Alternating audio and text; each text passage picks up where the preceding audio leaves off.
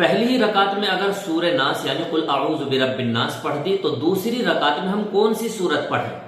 اکثر مسلمان بھائی اور بہنیں اس مسئلے کو لے کر کے بہت زیادہ کنفیوز رہتے ہیں کہ ہم نے پہلی ہی رکعت میں سورہ ناس پڑھ دی تو اب دوسری رکعت میں ہم کون سی سورت پڑھیں گے، یا پھر 4 رکعت سنت کی نیت باندھی تھی، پہلی ہی رکعت میں سورہ ناس پڑھتی تو اب دوسری، تیسری اور چوتھی رکعت میں کون سی سورت پڑھیں گے؟ کیا ہم نماز توڑ دیں، دوبارہ نماز پڑھیں؟ نہیں، بلکہ یہاں پر آپ کو مسئلہ سمجھنے کی ضرورت ہے۔ آپ کو نیت نہیں توڑنی، بلکہ اگر آپ نے پہلی رکعت میں سورہ ناس پڑھی تو آپ پہلے یہاں پر 2 چیز سمجھیے۔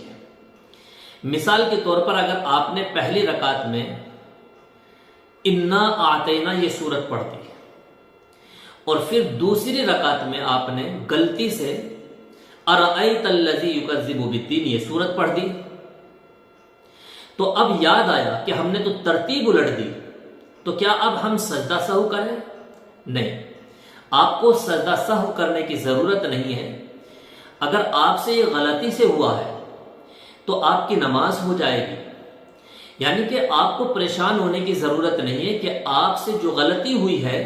اس پر سجدہ سہو نہیں ہے، جان بوجھ کر تو آپ کو کرنا نہیں ہے۔ ہاں، اگر غلطی سے ایسا ہو جاتا ہے کہ ترتیب الٹ دی، مثلا پہلی رکعت میں آپ نے قل هو اللہ احد پڑھی اور دوسری رکعت میں آپ نے تبت یدا ابی یہ سورت پڑھ دی، تو اب آپ کو گھبرانے کی ضرورت نہیں، نہ پریشان ہونے کی ضرورت ہے، بلکہ آپ اپنی نماز کو پورا کر لیں اور سجدہ سہو کرنے کی ضرورت نہیں، آپ کی نماز ہو جائے گی۔ لیکن آپ کو جان بوجھ کر ایسا کرنا نہیں ہے، بلکہ ترتیب کے ساتھ پڑھنا ہے۔ اور دوسری چیز یہ ہے کہ اگر آپ نے پہلی ہی رکعت میں سورہ ناس پڑھ دی تو اب ہم کیا کریں؟ دیکھیے، بہتر تو یہ ہے کہ اگر آپ نے پہلی رکعت میں، چاہے وہ آپ 4 رکعت فرض پڑھ رہے ہوں، چاہے آپ 4 رکعت سنت پڑھ رہے ہوں، یا پھر 2 رکعت فرض پڑھ رہے ہوں، کوئی سی بھی نماز پڑھ رہے ہوں یا وتر پڑھ رہے ہوں،